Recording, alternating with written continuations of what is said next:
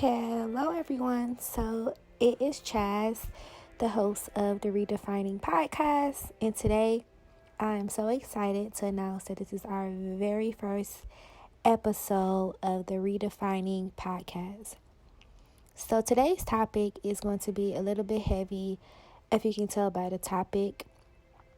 If you can tell by the title of today's podcast, I want to jump right into this, but before I do so, I kind of just want to say this.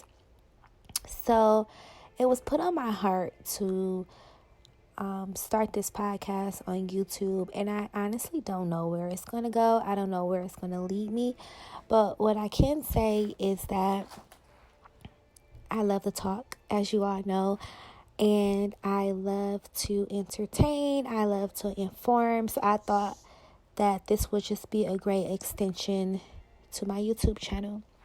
So the intro and all the other good stuff is going to come later as I continue to develop this podcast. But I just wanted to start today by talking about today's topic, which is Black Lives Matter. So please be on the lookout for so much to come with this podcast, from lifestyle, relationships, culture, Black culture, trending topics. So much I want to do on this podcast. But today we're going to just focus on Black Lives Matter. So I want to take a second, and I truly just want to take a few deep breaths for myself, as well as for you if you are listening to this. I think it's very important that we find time to center ourselves during everything that's going on in the world right now. So let's go ahead and let's just take 3 deep breaths. That includes you. I want you to take the 3 deep breaths as well too. So let's go.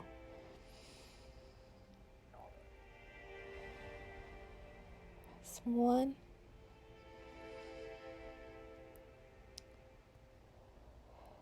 2,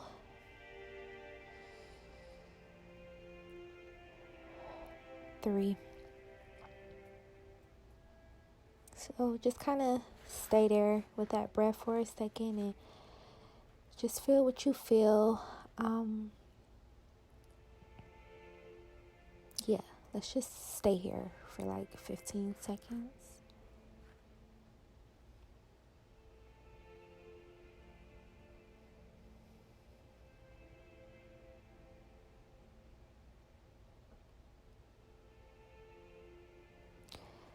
Okay, feels so good. It's amazing what a couple of breaths can do. So before I jump into this, you all, I want to say I don't know where this conversation is going to go. I'm kind of going to just lead with like what's ever on my heart. What I do know is that I wanted to talk about this, but I guess I kind of was just in between with how do I talk about it, if that makes any sense. I think that that's the struggle that a lot of people are having, especially with me being like a nail technician. I've been talking about Black Lives Matter and the police brutality, that's going on, and everything, the marches, the looting, rather peaceful or rather the violent looting, with my clients. And it's just been very interesting to just hear different people's perspectives on everything that's going on. But through everything that I heard, I always had to remind myself that like that's their perspective. Like, it's okay to challenge it. It's okay to listen. Well, it's firstly, the most important thing is to listen. And then what I'm learning is to challenge people's perspective by asking, is it okay if I comment on what you said? Opposed to just like shutting someone else's beliefs down or someone else's thoughts on a subject that is so sensitive to so many of us right now. So it's something that I'll advise and something that's just been helping me in the midst of these conversations, whether they're intimate with loved ones or whether they're public with someone who's commenting on a status of yours or you're commenting on someone else's status, ask to see if your input is okay. And not to say if they say no, that you're still not going to give it. But it's really, for me, it's just been helping me feel so much better and not as heavy with something that's so sensitive to me. Whatever. I hope y'all get what I'm trying to say with that. Okay, so the first thing I want to say, if you're not sure what's been going on, if you kind of been hiding under a rock, let me just inform you. So as of May 25th, 2020, there was a 46-year-old by the name of George Floyd. George Floyd was killed in Minneapolis, and he was in a chokehold for like 8 minutes and almost 9 minutes by a police officer. And all of this occurred because allegedly he used a counterfeit bill. I've heard it was a $10 bill. I've heard it was a $20 bill. Whatever, it was a counterfeit bill that allegedly he used. So this resulted in the whole world being able to see live video of this man taking his last breath on camera, this man crying out for help, this man crying for his mom, this man urinating on himself. It was very hard to watch, and I'll go back to what I felt in that moment and what all of this means to me in a second. So that occurred on May 25th, 2020. And if you're also not familiar, Black Lives Matter. So Black Lives Matter was funded, get my words together. Black Lives Matter was founded in 2013 after the death of Trayvon Martin. And if you're not sure what that story is, just Google it. I'm sure it'll pop up. But Trayvon Martin was a young teen who life was also taken, and the person who killed him was not charged nor convicted for his wrongdoings. So this movement started back in 2013. So with everything that's going on right now, and the loss of George Floyd, and not only George Floyd, there's so many people that we have lost over the course of years, months, days, due to police brutality and a number of ways that we've just been failed as Black individuals. But one of the most trending things that we've been seeing lately is like white policemen killing young Black men, young Black women. This is kind of hard to talk about, but I'm gonna make it through this. So the day that this happened, I just want to talk a little bit about how this made me feel first. So I remember seeing it, and I was home by myself, and instantly, like, I kept pausing the video, and I'm like, you're lying. Like, this isn't real. Like, what? It was everywhere, you all. Like, everyone was posting it. And as I was watching the video, I instantly just started to shut down. Like, I got really angry. I was very emotional. I was shaking. I could not believe what I was seeing on this video. Like, this officer literally putting force onto George's neck while this man was telling him, I can't breathe, asking for his mom. It was just so hard to watch. I did make it to the end of the video, and I did see the second where he kind of gasped for his last breath and he was deceased. It truly was just something about seeing how they moved his lifeless body and how they just proceeded to get in their cars and like drive away. That truly just like broke me down, and I didn't understand it. Like, I've seen these things before. I've seen police brutality, and I don't know, like, before if I've ever exposed myself to, like, watch the videos, like, with my own will. But I don't know, y'all. I don't know how to explain what I'm trying to say. But it was something about this situation, this instance, that really fired me up and made me just be like, enough is enough. So, since then, I've been taking a lot of time, and I truly just been trying to think about, like, what does this mean to me? And I'm still taking time to put all of that together. So I don't want to talk much about what that means to me, what it means to me. But what I do know is, as a Black American, as a Black woman, this is not okay. There's so much on my end that I need to do. And I need to figure out what my assignment is. I need to figure out what is the role that I play in the midst of everything that's happening. So, like, I have purposely been taking time to educate myself, purposely taking time to sign petitions, taking time to, make posts, but also taking time on my own end to figure out, what does this post mean to me? Or, so I'm not just re-tagging something or reposting something. What is the capacity that I want to talk about this?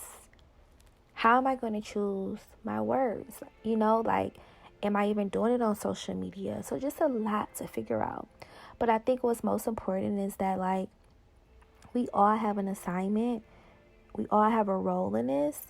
And we need to figure out what those roles are and do that. And I want to push you to say that maybe your role might be something that is a little bit uncomfortable for you, but that's absolutely okay, because this entire thing is just very uncomfortable, and it should be. It should get your spirit boiling to where you are inspired and you feel like, let's do the hard work that we need to do surrounding Black Lives Matter and how we are disserviced as Black Americans in this nation. It's just so much. I'm really trying to compose myself right now, you all, but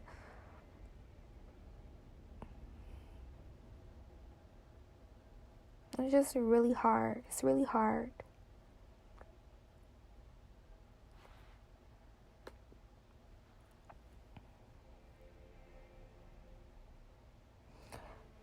So how am I pushing forward with all of this? The first couple of days I was crying a lot, and I honored my tears. Like, I allowed myself to be okay with crying. But I also want to understand, like, what am I crying about? What do these tears mean? Like, it was like a sharp pain in my chest. And when I say crying about, I'm not saying, am I crying because a man lost his life? Yes, but why does it hurt so bad? Like, y'all, I literally couldn't breathe. Like, I've had a sharp pain in my chest like this, but it's been a while since I felt this type of, like, just heaviness in my chest, this heaviness in my mind, like, hard to function. No matter where I turned, I went on social media, turned on the radio, walking down the street, in my car, in the grocery store. It's everywhere. So I really had to just take some time and rest. And that's something that I want to say to you all. Yes, do your part. Yes, do your assignment. Yes, talk about these things until it's uncomfortable. Yes, push yourself in a way that's uncomfortable. But also get behind the why and what's next from all of this. Is this just going to be a phase and we're all hurting and we're all marching and we're all crying and we're all reposting and then soon after it's going to stop? Like, what is the bigger objective for you and your assignment during all of this? And that's the question that I've been asking myself. So with pushing forward, I'm pushing forward by truly taking a lot of time to just self-assess myself, really connect with like, what does being black mean to me? What are some of the disadvantages that I've witnessed as a black woman? Educating myself on my history.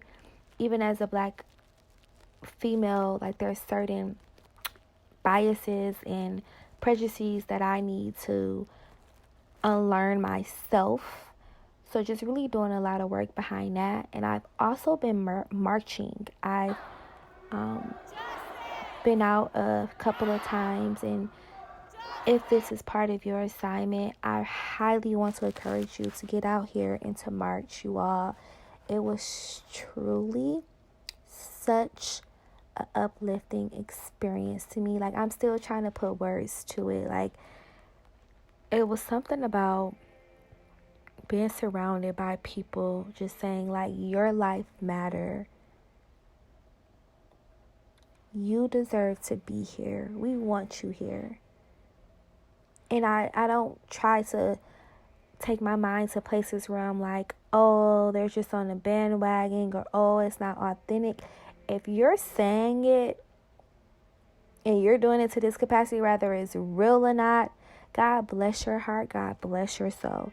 I didn't worry about any of that. And I've been seeing people saying that, like, don't be tricked. All those white people don't really mean Black Lives Matter. That's a whole nother rant that I'm not going to get into. But I didn't worry about any of that. So that's one of the things. And like I said before, you all, just still trying to figure out, like, what more is it that I can do during this time.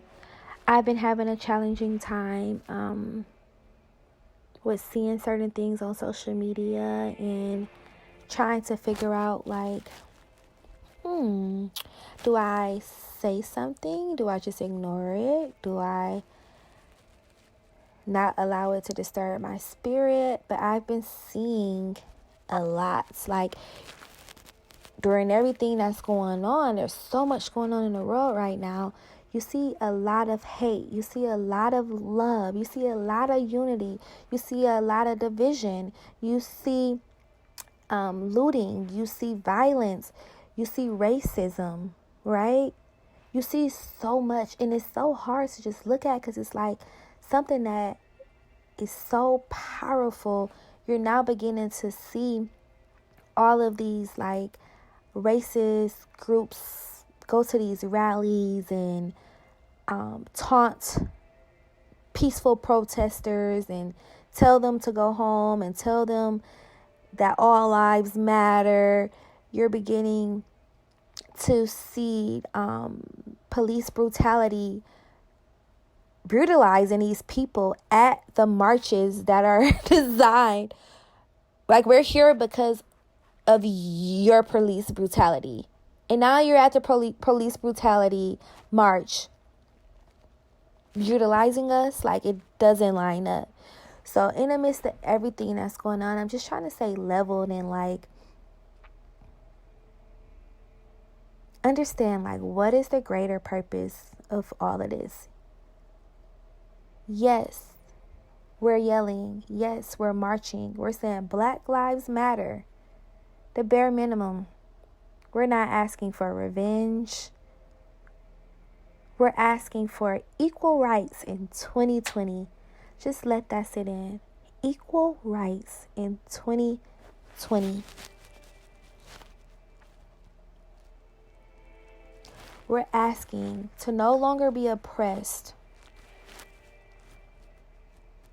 We're asking to no longer be systematically targeted because we're black. We're asking for white supremacy to end. We're asking for unity. We're asking for the basic necessities that a white individual can get with ease.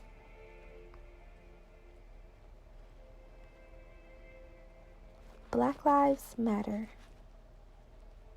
All lives has always mattered. See us, hear us, be with us, love us, give us a chance.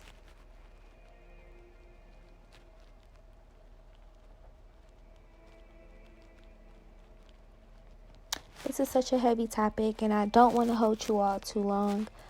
But I did want to say something about this, and there was no better way than to introduce the Redefining Podcast by talking about a topic like this. It's still a lot that I am trying to figure out, but I do want to encourage you all to be a part of this. Whether you're a white American or you're white, position yourself to be an ally. Whether you're a black or black American, position yourself to be a voice for your people. Position yourself to speak up about your people.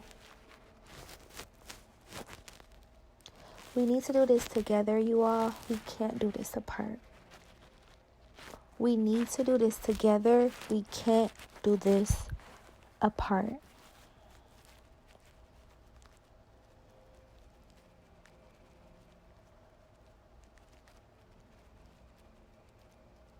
So, donate. If you're able to, donate. Make sure you're donating to like a reputable organization, because I know there's a lot of like different organizations being flagged right now. I know for a fact you can donate on Black Lives Matter website as well too. Educate yourself. Do your research. I've been watching documentaries. I've been reading a history book. And, I have my thoughts on history books as well too. Don't want to really get into that, but just something to kind of start off of and question more about it. Sign petitions. I signed one for George with the officers being arrested, and I also signed one for Breonna Taylor, and I feel like there was another one that I was working on. Make posts on all of your social media as much as you would like. It's okay. Bombard them. Don't let them tell you it's too much. It's not enough. And we need to prove to everyone that we are enough.